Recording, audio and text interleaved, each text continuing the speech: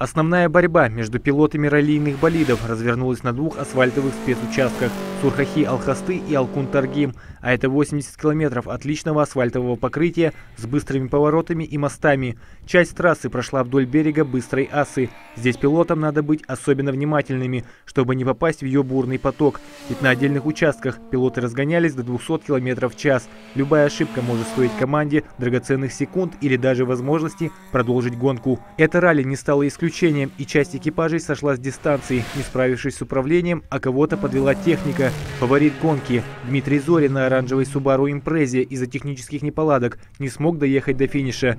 Всего из 14 вышедших на старт экипажей до последнего спецучастка в столице республики добрались только 9. Но несмотря на уменьшившееся количество участников, зрелищности соревнований не потеряло. Пилоты один за другим выезжали на трассу и проносились на невиданных ранее в Магасе скоростях. Очень скоро все пилоты завершили гонку, и судьи назвали победителей. В классе 1600Н им стал гонщик из Кабардино-Балкарии на ВАЗ-2112 Заур Губжоков, а пилот команды RCGT Андрей Мансуров из Перми стал победителем в абсолютном зачете. Гонка сложилась нормально для нас. Правда, на тестах машину разбили, но спасибо местным гонщикам. Нашли сервис, всю ночь восстанавливали машину, плюс свои механики, то есть машина готова. Победила, довезла до финиша, не ломалась, ничего, все хорошо. Награждение победителей прошло на центральной площади, и кубки им вручал лично глава республики Юнусбек Евкуров. Глава Ингушетии отметил благодарственными грамотами организаторов гонки и выразил пожелание о скорейшей встрече осенью на ралли Ингушетия-2015 на 26-м этапе Кубка России по авторалли.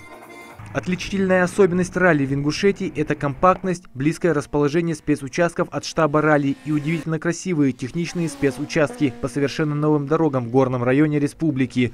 Организаторы стартов говорят, что в республике есть все условия для проведения и более масштабных гонок. Итоги 10-й этап Кубка России по ралли состоялся с большим грандиозным, я считаю, что успехом, потому что практически не было никаких вопросов, которые могут возникнуть в ходе гонки. У нас не было ни одной задержки, у нас не было ни одного случая по безопасности. Все службы отработали прекрасно. Полная поддержка зрителей. Людям очень интересно, гонщики счастливы, очень быстрые, очень интересные дороги. Мы жалеем очень сильно, что мы пока не смогли в этом году использовать петлю полностью, я имею в виду всю дорогу на джирах, но мы уже знаем о том, что на следующий год у нас стоит задача действительно провести гонку уровня чемпионата России и использовать полностью ту дорогу. Организаторы обещают, что уже осенью спорт высоких скоростей вернется на дороге республики в еще более широком составе. Магомед Измайлов, Илес Досхоев. Итоги недели.